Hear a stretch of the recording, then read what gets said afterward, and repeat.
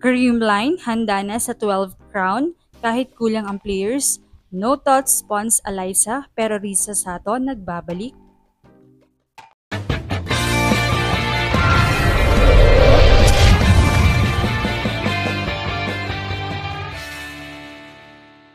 What's up, Volleyball Nation? Welcome back to my YouTube channel. Narito ako para magbigay sa inyo ng updates tungkol sa mundo ng volleyball. Pero bago yan, don't forget to subscribe and hit the notification bell para updated ka sa aking mga videos.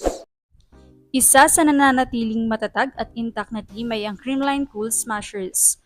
Kaya naman sa higit 5 taong nabuo ang koponan na ito, may mga players mang nawala at dumagdag ay hindi nawawala ang malaking fanbase nila at pagiging crowd favorite.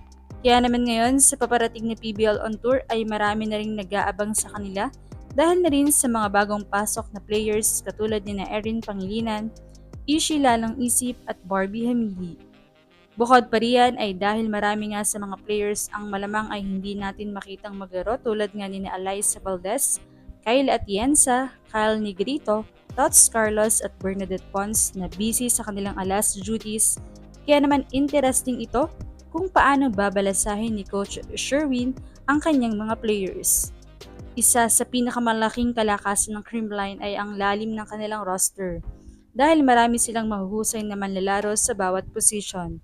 Nagkakaroon ng kalayaan ang coaching staff na magpaikot o magbalasa ng mga players depende sa pangangailangan ng laro.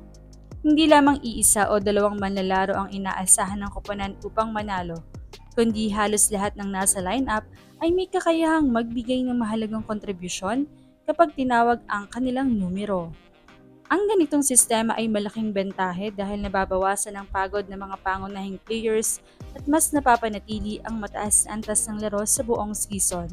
Kapag may nasugatan, nagpahinga o pansamantalang hindi makalaro ang isang player, may iba agad na kayang pumalit nang hindi gaanong naaapektuhan ang kabuuang performance ng koponan. Nagbibigay rin ito ng healthy competition sa loob ng team na nagtutulak sa bawat isa na pagbutihin pa ang kanilang laro. Samantala ay mayroon pang inaabangan ang mga Creamline fans. Madalas kasing nasa training ang anak ni Risa Sato at madalas ay buhat ito ng mga players. Kaya naman pala isipan kung pati ba si Sato ay balik Creamline na ulit at nagtitraining na siya.